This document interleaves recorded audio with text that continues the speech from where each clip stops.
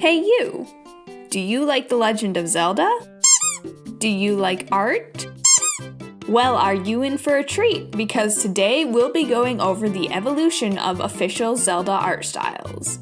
Without further ado, let's go! Wait, wrong game franchise. First up we have, well, the very first Zelda game, The Legend of Zelda. This game released on the NES in 1986 and was made in a time when art for video games was outsourced to animation companies.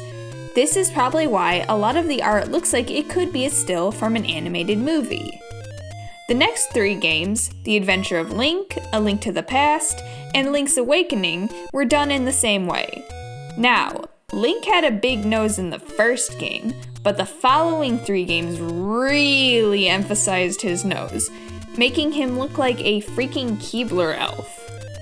Also, for some reason, they neglected to give Link pants in A Link to the Past and Link's Awakening, so we ended up with art like this. A Link to the Past and Link's Awakening both received updated artwork that came alongside re-releases and remakes. A Link to the Past received redrawn artwork, and Link's Awakening got adorable 3D renders. Just look at them, they're so cute! Now we come to what some consider to be the best Zelda game ever, Ocarina of Time. This game was developed for one of the first 3D consoles. With 3D art and renders coming into the gaming industry, outsourcing artwork was quickly becoming far more trouble than it was worth. The solution? Do all the art in-house. And that's just what Nintendo did. So, with only the angular 3D models from the N64 era as reference, an artist from Nintendo drew all the illustrations for Ocarina of Time. Yes, every single one. They all look really nice too, much more epic and detailed than the outsourced artwork from before. With the 3DS remake of Ocarina of Time came brand new illustrations. These all have a very similar style to the original, but are done in a more painterly and lineless style. Majora's Mask is very similar to Ocarina of Time in some ways, mainly with the proportions of the characters. However, where it really differs in its art style is the dark and ominous shadows and rim lighting. It's very extreme in that sense, and has a very dark feel to it. Perfect for a game where the world is literally going to end in 3 days. Just like with Ocarina of Time's remake, Majora's Mask 3D also received new illustrations. These were more akin to the painterly style used for Ocarina of Time 3D, but they still carried the dark and foreboding feel of Majora's Mask. Following the spooky style of Majora's Mask is the Oracle games. Even though Capcom developed this game, Nintendo handled the art. Since the Oracle games were similar to games like A Link to the Past and Link's Awakening, in that they were 2D and top-down view, the art style took heavy inspiration from the older games. The result was a sleeker and less dated look.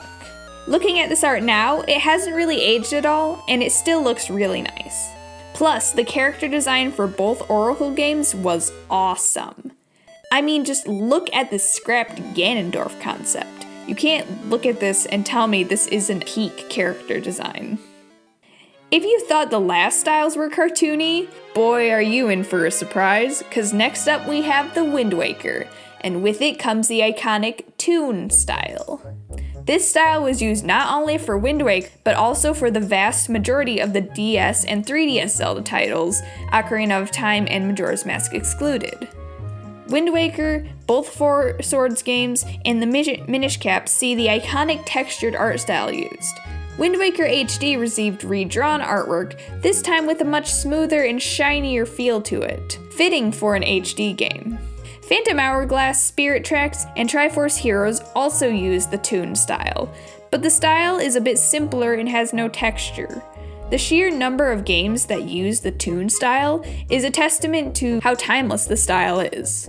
We haven't seen it used in a few years, unfortunately, but I really hope we get to see it again because I love Toon Link. Toon Link's awesome. Shifting gears here, the next game does a complete 180 in terms of its style. Twilight Princess's art is dark and extremely detailed. Out of all the Zelda games, it is by far the most realistic looking. The colors used are grim and moody, very much a product of early 2000s angst. However, while the game's graphics may be a bit aged now, the artwork still looks freaking awesome. Also, sorry Breath of the Wild fans, but this Link is the hot one. Haha, anyways, next up is probably one of the most controversial Zelda games out there, Skyward Sword. Love it or hate it, I think it's pretty easy to admit that it has a very nice art style. Being almost a mixture between the gritty realism of Twilight Princess and the bright cartooniness of Wind Waker, Skyward Sword has a bright, colorful, and semi-realistic style. It also is done in a way that emulates the feel of a watercolor illustration, which adds a layer of texture to the art, and it looks very nice. Skyward Sword was created with the goal of being not only appealing, but also to create a sense of universality in the art. What do I mean by this? Well, have you ever seen a piece of art that, while it may be done well, just seemed old? Like art created for games back in the 80s and 90s. This art is very much a product of its time, and you can tell. Universality in art allows it to remain appealing as it ages. It's harder to look at art created with universality in mind and think, that sure is from the 2000s. Skyward Sword does an excellent job of being both appealing and timeless. Next up is A Link Between Worlds. The style is very reminiscent of A Link to the Past, which is fitting, as the game is a sequel to the SNES original. The art is done in a very painterly style, which works out nicely as the core mechanic of A Link Between Worlds is that you turn into a painting, so it makes sense for all the art to look like a painting. Now, let's talk about one of the most recent titles, Breath of the Wild. This game has quite a few illustrations, ranging from characters to awesome fight scenes. The art is a bit rough, but has a nice, complete feel to it. Some parts of the art, oftentimes the face, are rendered with much more detail than others, such as the background. Age of Calamity, a spin-off game that looks at a timeline where the Calamity was stopped 100 years ago, has a similar style to Breath of the Wild, though it is much more detailed and refined. And finally, we have what is the most recent Zelda game at the time of writing this, Tears of the Kingdom. So far, the art seems to be in a very similar style, if not the same style, as that of Breath of the Wild. This is fitting, as, like Majora's Mask, Tears of the Kingdom is a sequel, so having essentially the same art style here makes sense. Leading up to the release of Tears of the Kingdom, we've gotten more and more art revealed. Mostly character art, but I have a feeling as we go through the years and we get possible DLC, we will see more and more illustrations created. This is how it was done in Breath of the Wild, as with the release of the DLC and the 1-year anniversary, we saw new illustrations get dropped. So hopefully we'll get to see a lot more Tears of the Kingdom art. And with that, we have reached the end of this video. I hope you enjoyed it, and if there's any other Zelda-related videos you'd like to see, just let me know. Now, if you'll excuse me, I have to disappear for a while because Tears of the Kingdom releases soon. Or it's out right now. I'm probably playing it. Bye.